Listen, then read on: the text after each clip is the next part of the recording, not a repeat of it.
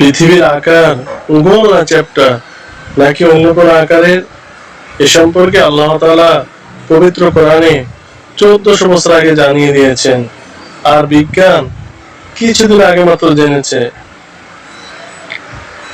এ সম্পর্কে সূরা লোকমানে আল্লাহ তাআলা বলেছেন, আলাম তারা আন্নাল্লাহা ইউলিজুল লাইলা ফিন নাহারি ওয়া ইউলিজুন নাহারা ফিল লাইল। তুমি কি দেখো না যে আল্লাহ তাআলা রাতকে দিনের ভিতরে ও দিনকে রাতের ভিতরে প্রবেশ করান। এখানে বর্ণিত হয়েছে রাতকে দিনে ও দিনকে রাতে পরিবর্তিত হওয়ার কথা। এটি তখনই সম্ভব যখন পৃথিবী গোলাকার হয়, নতুবা যদি চ্যাপ্টা হতো তাহলে রাত থেকে দিনে ও দিন থেকে রাতে আকস্মিক পরিবর্তন হতো।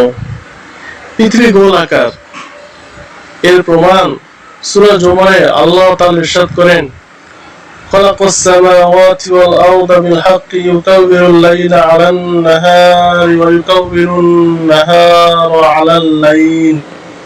তিনি আসমান ও জমিনকে যথাযথভাবে সৃষ্টি করেছেন।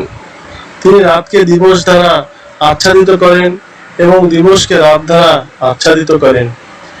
এখানে আচ্ছাদিত করা বা পেঁচানো তখনই সম্ভব যখন পৃথিবী গোলাকার হবে। অবশ্য একেবারে গোলাকার নয়, বরং ডিমের মতো গোলাকার। যেমন সূরা নাজিয়াতে বর্ণিত হয়েছে, ওয়াল আরদা বা'দা যালিকা দাহাহা। এবং আল্লাহ তাআলা পৃথিবীকে ডিম্বাকৃতির মতো তৈরি করেছেন। এখানে দাহাহা শব্দের অর্থ উট পাখির ডিম, অর্থাৎ উট পাখির ডিমের আকার ভূগোলের মতো। এভাবে আল্লাহ তাআলা পবিত্র কোরআনে পৃথিবীর আকার 1400 বছর আগে বলে দিয়েছেন।